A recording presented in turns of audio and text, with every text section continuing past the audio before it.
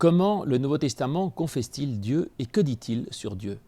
Une chose est curieuse, c'est que le Nouveau Testament, en fait, dit peu de choses directement sur Dieu. Il dit que Dieu est bien sûr lumière, amour, pardon, justice, paix, etc. Mais à part ça, peu de choses. Le vrai sujet du Nouveau Testament, c'est Jésus.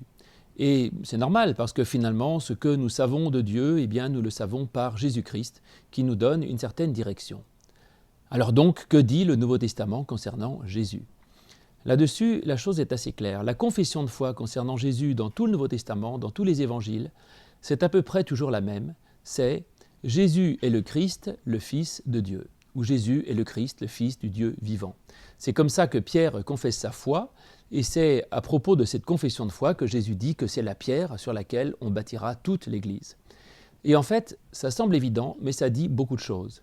D'abord, que Jésus s'appelle Jésus, cela veut nous dire qu'il est le Sauveur, puisque c'est la signification de ce mot en hébreu.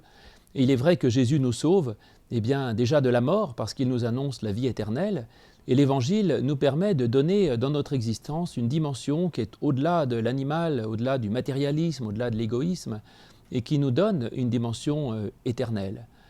Ensuite, également, l'Évangile nous sauve, pourrions-nous dire, de l'enfer, parce qu'on nous dit le paradis, on nous dit le salut de Dieu.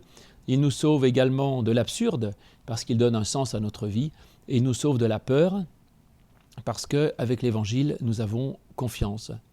Et puis, on nous dit aussi que Jésus est le Christ. Alors, dire qu'il est Christ, cela veut dire en français courant qu'il est à la fois Messie et oint, puisque ces trois mots signifient la même chose. Et dans l'Ancien Testament, ceux qui étaient oints, donc qui étaient appelés Christ, étaient les rois, les prêtres et les prophètes. Et dire que Jésus est Christ veut dire qu'il est pour nous notre roi, celui que nous voulons servir et qui nous protège. Il est prophète parce qu'il nous donne la parole de Dieu et il incarne cette parole. Et il est notre prêtre, c'est-à-dire le seul intermédiaire que nous ayons vis-à-vis de Dieu. Et puis il est aussi le Christ avec un grand C, c'est-à-dire le Messie que les Juifs attendaient, celui dont nous pensons qu'il accomplit toutes les promesses de Dieu. En effet, Jésus accomplit pour nous toutes les promesses de Dieu et il nous comble de paix, de joie, de plénitude, de tout ce que Dieu veut toujours nous donner et c'est par lui que nous pouvons avoir tout cela. Et Jésus, il est enfin Fils de Dieu parce que, même si ce n'est pas forcément d'un point de vue biologique, il est tout plein de la présence de Dieu et tout ce qu'il est vient de Dieu. Il en est le représentant et celui qui nous mène à lui et qui est à son service. Ensuite, Paul, dans les Épîtres, dira que la bonne nouvelle, eh bien, c'est la résurrection. Et parce qu'en effet, l'Évangile est une bonne nouvelle, comme son nom l'indique.